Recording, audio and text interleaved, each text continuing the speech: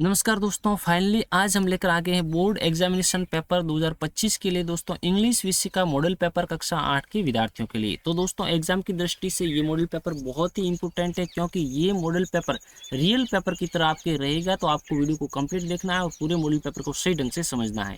इसमें मैं आपको ये भी बताऊंगा कि कौन से क्वेश्चन का आंसर आपको एग्जाम में किस टाइप से लिखना है। तो चलिए बिना टाइम वेस्ट किए इस मॉडल पेपर को हल करना हम स्टार्ट करते हैं। तो दोस्तों क्वेश्चन नंबर रहेगा हमारा फर्स्ट, जो पार्ट फर्स्ट के अंदर आएगा। तो क्वेश्चन नंबर फर्स्ट हमसे ये कह रहा है कि there is blank university in our town. यानी एग्जाम में भी दोस्तों पहला क्वेश्चन जो आपके रहेगा वो आर्टिकल से रिलेटेड रहेगा। और आर्टिकल किसके अकॉर्डिंग आता है? ये जो रिक्त स्थान होती है इनके बाद में जो वर्ड आता है उसके अकॉर्डिंग आपको आर्टिकल यानी ए एंड द का प्रयोग करना चाहिए। तो यहाँ पर यूनिवर्सिटी इस वर्ड को पढ़ते समय प्रथम अक्षर की ध्वनि व्यंजन से निकल रही है, इस कारण से यहाँ पर आर्टिकल आ जाएगा हमारा ए। ऑप्शन नंबर ए है वो राइट रहेगा। दोस्तों एग्जाम में आपको अलग से आंसर लिखने के लिए कॉपी नहीं मिलेगी, आपको क्वेश्चन पेपर के अंदर ही आंसर लिखने हैं। लेकिन आपको ध्यान ये रखना है कि आपको जैसे इसके अंदर 4 ऑप्शन दिए गए पहले क्वेश्चन के अंदर, तो जो भी ऑप्शन जैसे मान लो ए राइट है तो हम ए के ऊपर आपको एग्जाम के अंदर पेपर के अंदर आपको राइट नहीं लगाना है। आपको यदि ए राइट है तो ऑप्शन यहाँ पर आपको आंसर के स्थान पर ए भरना है। इन बात का आपको विशेष ध्यान रखना है। अब सेकंड क्वेश्चन है which of the following is not related to the word stationery. यानी स्टेशनरी से संबंधित वर्ड नहीं है, उसकी आपको पहचान करनी है। तो इरेजर स्टेशनरी सामान है, पेंसिल भी नोटबुक भी, ये तीनों ही पेंसिल नोटबुक इरेजर तीनों ही स्टेशनरी सामान, लेकिन वाटर बोतल है वो स्टेशनरी सामान नहीं है। तो इसमें ऑप्शन हमारा डी राइट है। तो यहाँ पर हमें राइट नहीं लगाना है। एग्जाम के अंदर आपको पेपर के अंदर जो आंसर के लिए जो ये कोष्टक दिया गया यहाँ पर आपको लिखना है डी। इन बात का आपको विशेष ध्यान रखना है। उसके बाद में question number third, which of the following underlined letter has a different sound.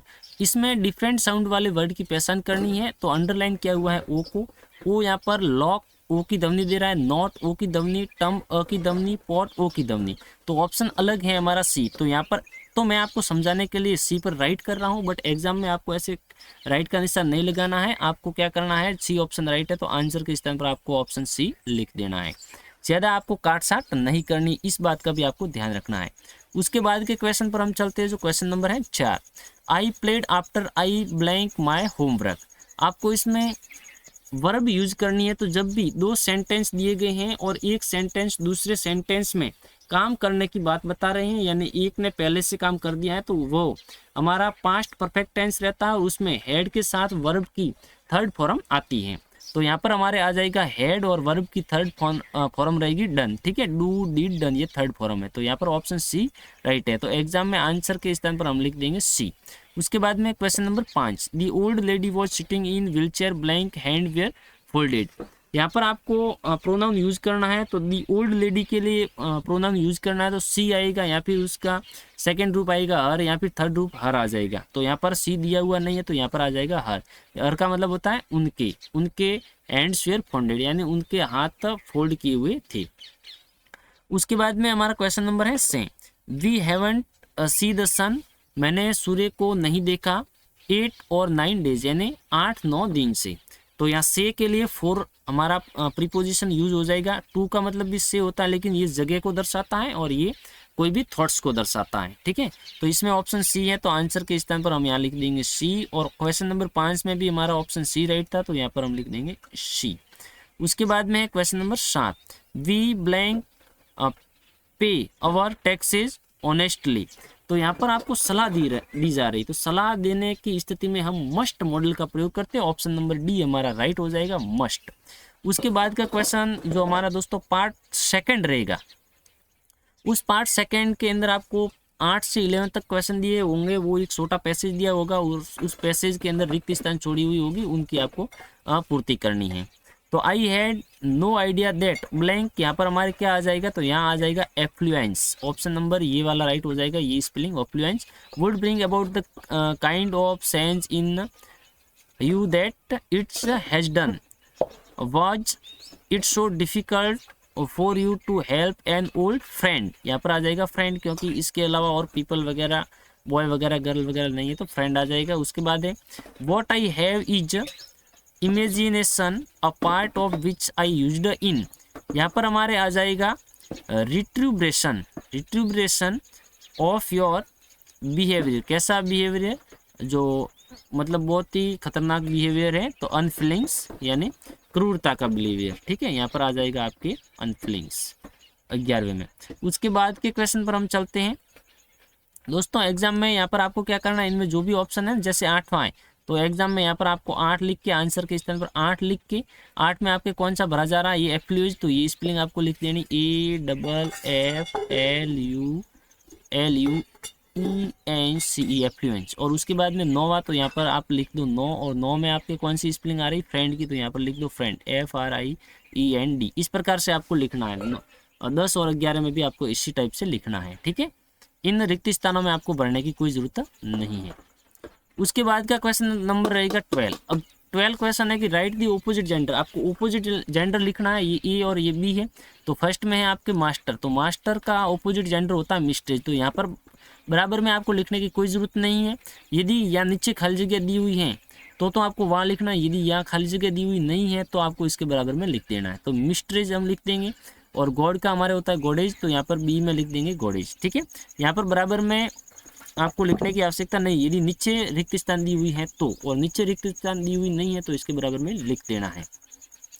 उसके बाद में है हमारे write the missing letter in the following words. तो मिसिंग लेटर आपको कंप्लीट करने। अब आप क्या करोगे, जैसे ये G blank VERN blank R ऐसे दिया हुआ है, तो आप क्या करोगे, इसके अंदर में लिख दोगे। नहीं, ऐसा नहीं करना, आपको ये स्पेलिंग दोबारा लिख देनी है। यदि बराबर में जगह है तो बराबर में, और नीचे जगह दी हुई नहीं है तो बराबर में, और नीचे आपको अलग से रिक्त स्थान आंसर के लिए दिया गया है तो वहाँ पर लिख देना इस स्पेलिंग को दोबारा।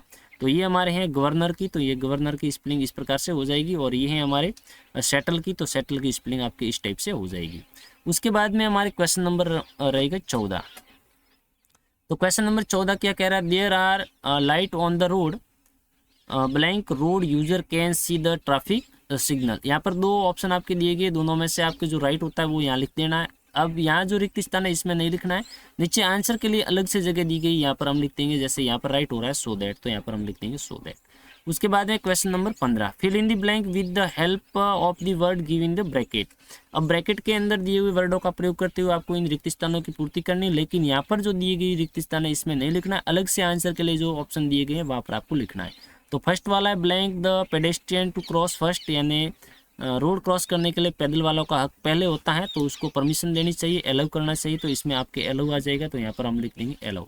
और सेकंड है always blank differs at night, तो रात के समय में डिपर्स को यूज करना चाहिए, तो यहाँ पर आ जाएगा यूज। ठीक है, बी में यूज लिख देंगे। इस पूरे सेंटेंस को दोबारा लिखने की कोई आवश्यकता नहीं है, और ना ही 14वें क्वेश्चन में पूरे सेंटेंस को दोबारा लिखने की आवश्यकता है। जो आंसर राइट है वो आपको लिखना है, इन बातों का ध्यान रखना है।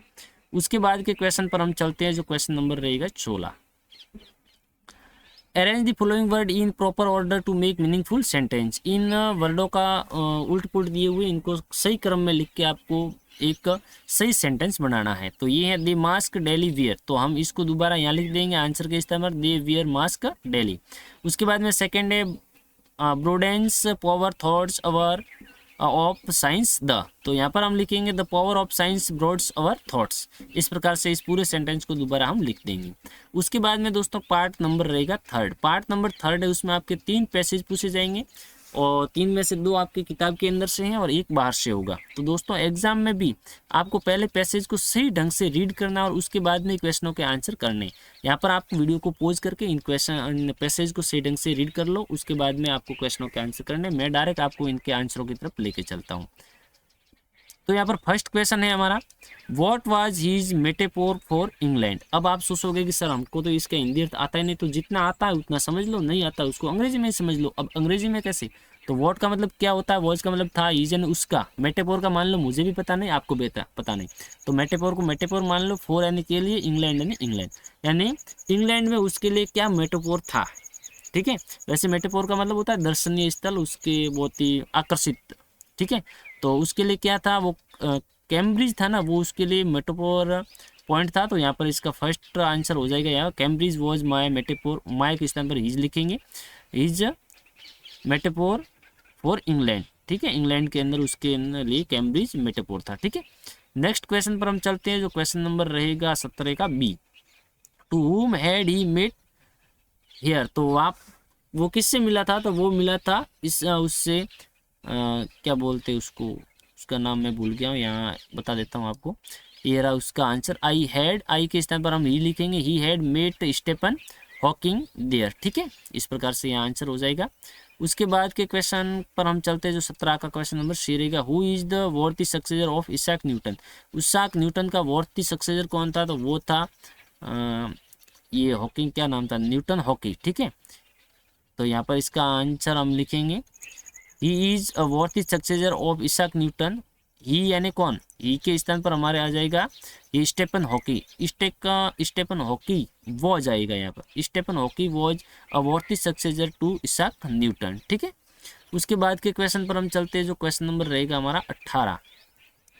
18 का फर्स्ट क्वेश्चन है, what do you know about his brilliancy and paralysis. तो वो किस प्रकार से पैरालिज और ब्रिलियंस था, तो आपको इसका आंसर मैं दिखा देता हूँ। यहाँ पर इसका आंसर कहाँ पर है, Hawking thoughts what is successor, because हाँ, यहाँ से इसका आंसर हम लिख देंगे, आई हैड क्विट, यहाँ से लगाकर कंप्लीटली पैरालाइज्ड एस्ट्रोफिजिक्स फिजिक्स। ठीक है, यहाँ तक इस क्वेश्चन का आंसर हो जाएगा।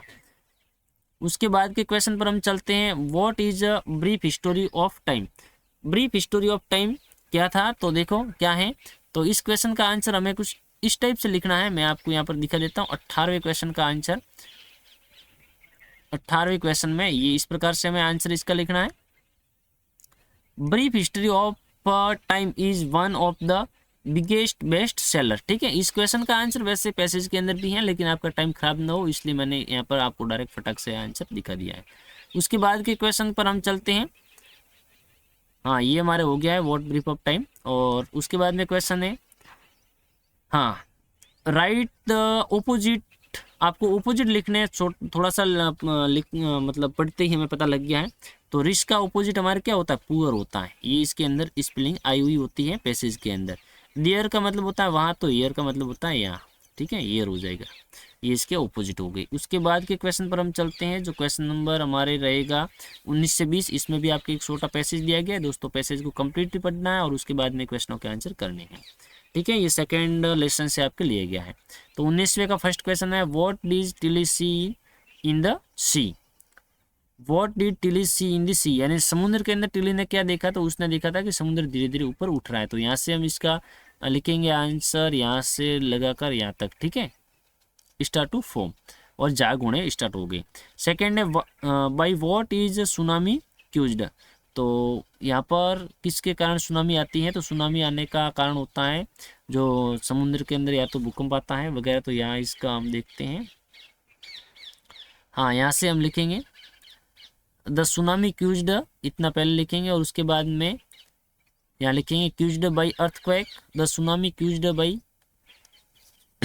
यहाँ से लगाकर लैंड स्लाइडर यहाँ तक। ठीक है, उसके बाद के क्वेश्चन पर हम चलते हैं, जो क्वेश्चन नंबर हमारा रहेगा 19वें का सी, जिसमें आपको क्या करना, राइट द प्लूरल। प्लूरल मतलब बहुवचन होता है, तो ये आपको ढूंढना है पैसेज के अंदर, बिल्कुल सिंपल मिल जाएगा। ये जो स्पेलिंग है ये, कि ये आपको पैसेज के अंदर ढूंढनी, पीछे S E S V S ऐसा जो भी होगा देखना, वो स्पेलिंग आपको लिख देनी है। ये कि ये स्पेलिंग आपको दोबारा उस पैसेज के अंदर जो दी गई है वो कि वो पैसेज के अंदर से ढूंढ के लिखनी है, पीछे कुछ एस ई एस लगा हुआ होगा।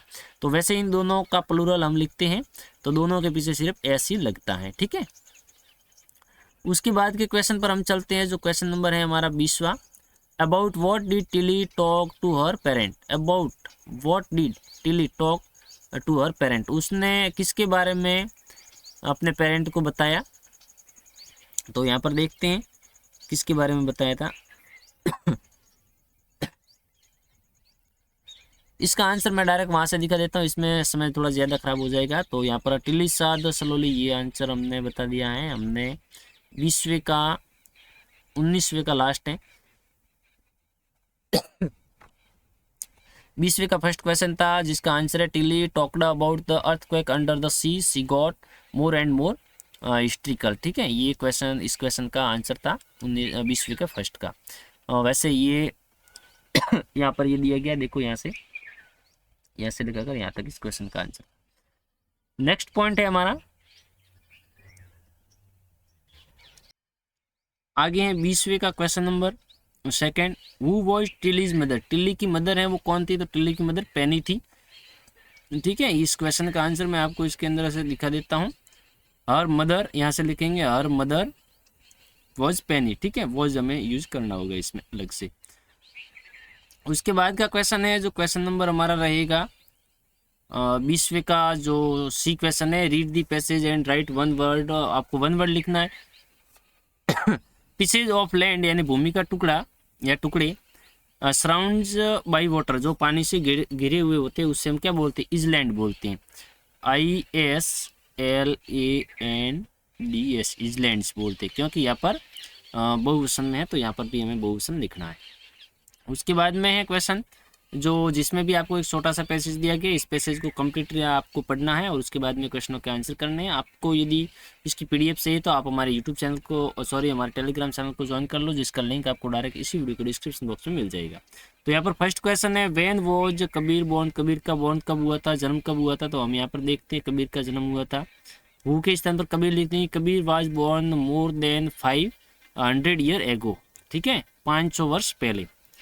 और उसके बाद में सेकंड क्वेश्चन है, why did Neeru and Neema stop near the pool, pool के नज़दीक वो दोनों क्यों रुक गए थे, क्योंकि Neema was feeling hot and thirsty, क्योंकि नीमा है वो क्या महसूस कर रही थी, हॉट और थर्स्टी महसूस कर रही थी, इस कारण से वो दोनों रुक गए थे। तो हम लिखेंगे Neeru and Neema stop near the pool because Neema was feeling hot and thirsty. थोड़ा क्वेश्चन को सही ढंग से आपको ग्रामर के रूल के अकॉर्डिंग लिखना है।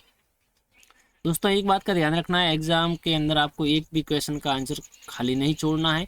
नहीं आता है तो कोई भी लाइन आपको उठा के यहाँ पर डाल देनी है।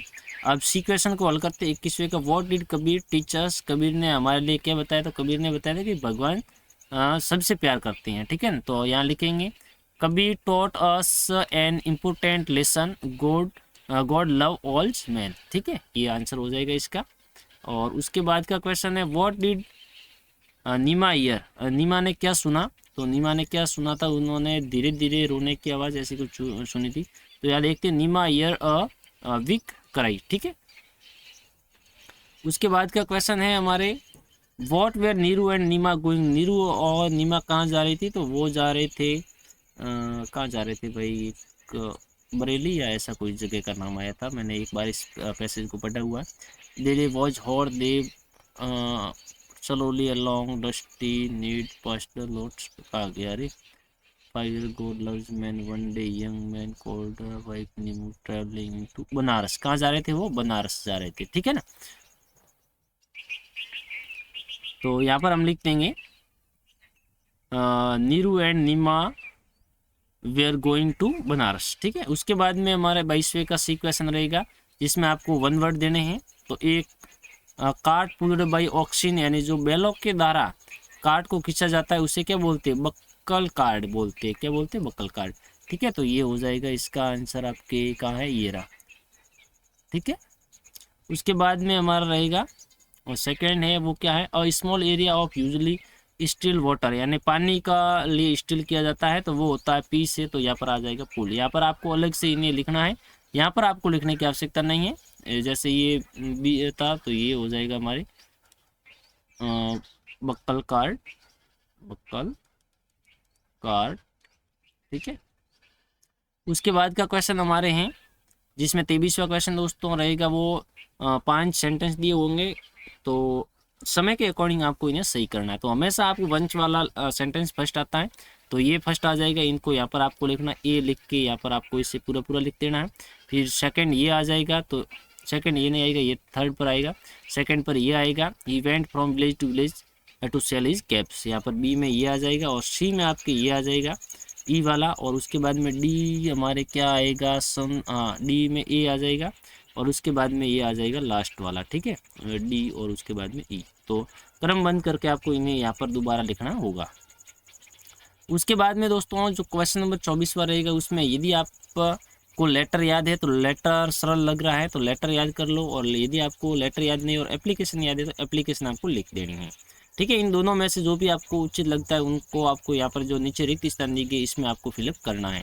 तो यह लेटर आपके किसके लिए है मैं बता देता हूँ। Live in hostel write and letter to your father requesting, हाँ मनी ऑर्डर के लिए लिखना है। और एप्लीकेशन आपको लिखना है principal request to him admission, आपको 9th क्लास में एडमिशन चाहिए इसलिए आपको एप्लीकेशन लिखना है। तो इन दोनों के आंसर मैं आपको दिखा देता हूँ, वीडियो को पॉज करके इन दोनों के आंसर आपको सही ढंग से पढ़ लेना है। तो ये रहा आपका लेटर, तो ये रहा लेटर यहाँ से लगाकर यहाँ तक।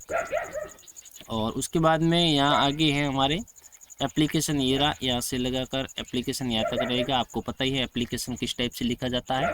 और वीडियो पॉज करके आपको उनको सही ढंग से याद कर लेना दोस्तों। उसके बाद में 25वां क्वेश्चन रहेगा जिसमें या तो आपको लिखना है पैराग्राफ। पैराग्राफ आपको यहाँ पर इम्पोर्टेंट है माय विलेज।